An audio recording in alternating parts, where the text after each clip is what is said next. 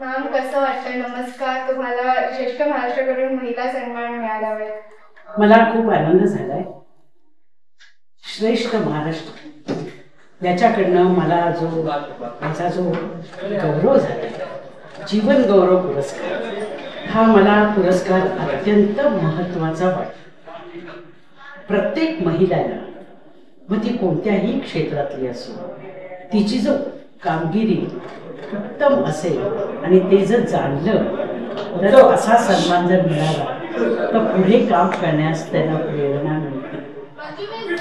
हा पुरस्कार मिळाल्यानंतर मला असं वाटतं पुढे मी या क्षेत्रामध्ये जे काम करीन ते अधिक प्रत्कर्षानं चांगलं केलं पाहिजे.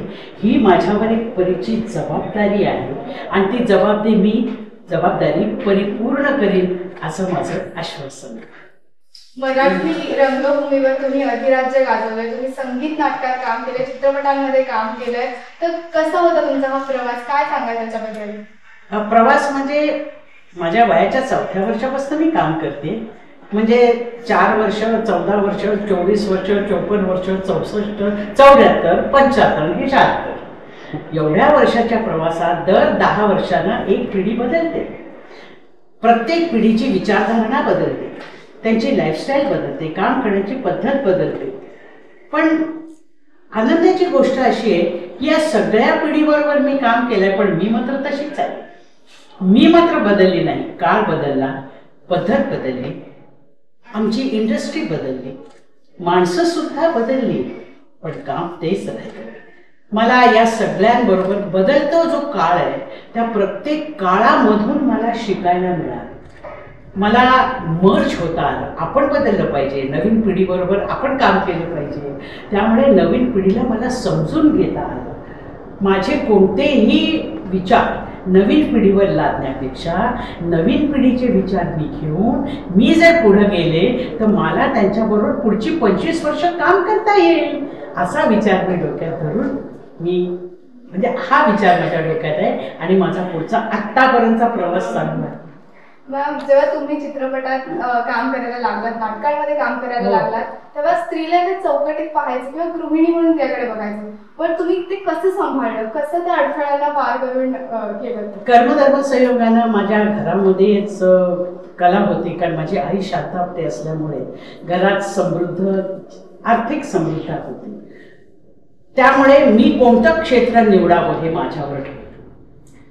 म्हणून मग शिक्षणाबरोबर ग्रॅज्युएशनच्या नंतर बालकलाकार म्हणून मी रंगमंचावर जेव्हा पदार्पण केलं, त्याच्यानंतर मी काय करावं हे मी ठरवलं.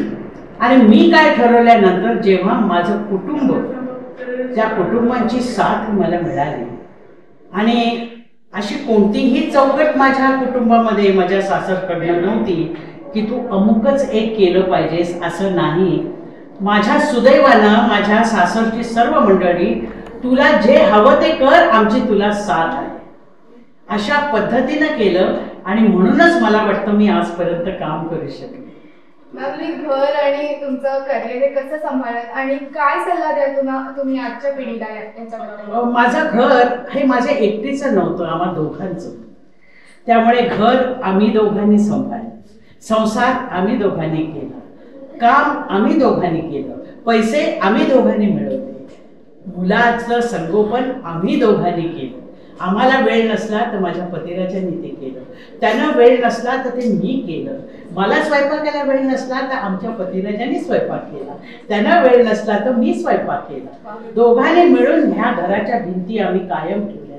ह्या नुसत्या कॉन्क्रीटच्या भिंती नाही, ह्या संस्काराच्या भिंती आहेत.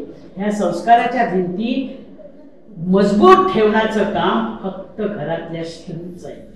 आणि म्हणून मला असं वाटतं की स्त्रीला समाजामध्ये खूप मान सन्मान आत्ता मिळायला लागलेला आहे, पण तरी सुद्धा स्त्रीनी आपली मर्यादा सोडता कामा नये. ती मात्र कायम ठेवली पाहिजे. आपण बाई आहोत हे विसरता कामा नये. तुम्ही कोणत्याही क्षेत्रात जा असं मला वाटतं.